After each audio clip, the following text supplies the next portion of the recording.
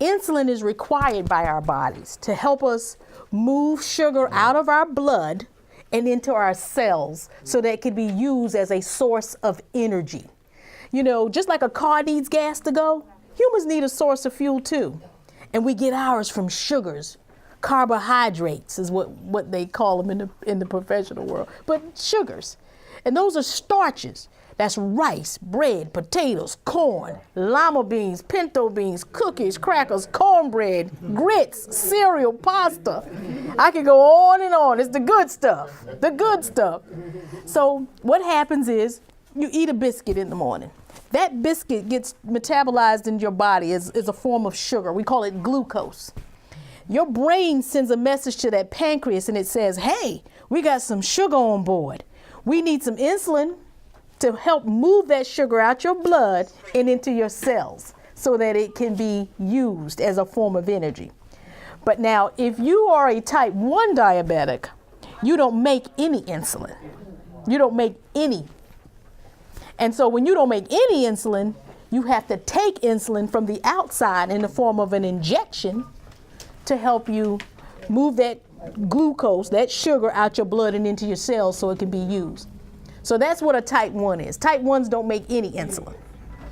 Okay, then there's something called type 2s. Type 2s make some insulin, they just don't make enough. And what they're making sometimes is causing it's meeting a resistance. It's not letting the person use their insulin effective enough. And we have to have the ability to move sugar out of our blood into our cells so that we can walk and talk and move and go. So when you don't make enough insulin and you don't have the ability to move it out of your blood and into your cells, what happens is it stays in your blood and becomes elevated in levels.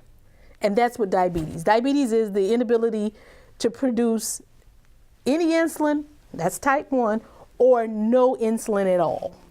I mean, type 1 is no insulin at all. Producing some, but not enough is type 2. Now, a lot of people, there's a new term going around called prediabetes. And prediabetes is the phase that you're in prior to transitioning into type 2.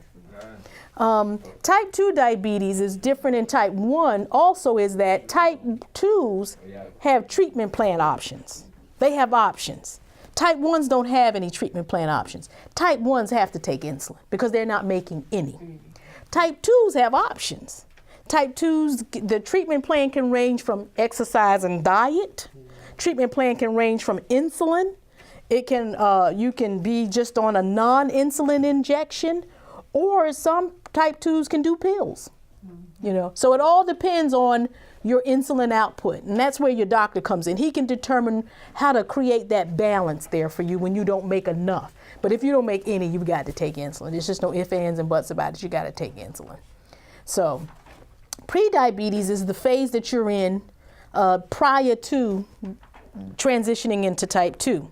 And I always tell my patients, that's sort of like, I had an Uncle Henry, and my grandmother would come in and she said, Henry, you gonna work today? And he'll say, no, ma'am. And she'll say, coming in, Henry, you gonna work today? Yeah, mom, I'm gonna get up, I'm gonna do something today. So that's what prediabetes is. Sometimes your pancreas works, sometimes it don't work. It's like old Uncle Henry.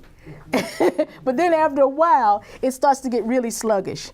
And then that sugar level builds up in your sugar. And if you reach a hemoglobin A1C, and we'll go over what that is. That's a test that the doctor uses to diagnose diabetes, other with a lot of other little things. But once you reach that 6.4 and above in your A1C, you're diagnosed as a diabetic. So that's how the doctor kind of determines that.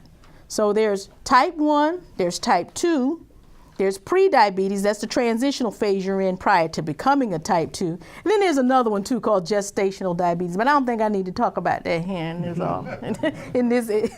That's the diabetes you get when you're pregnant.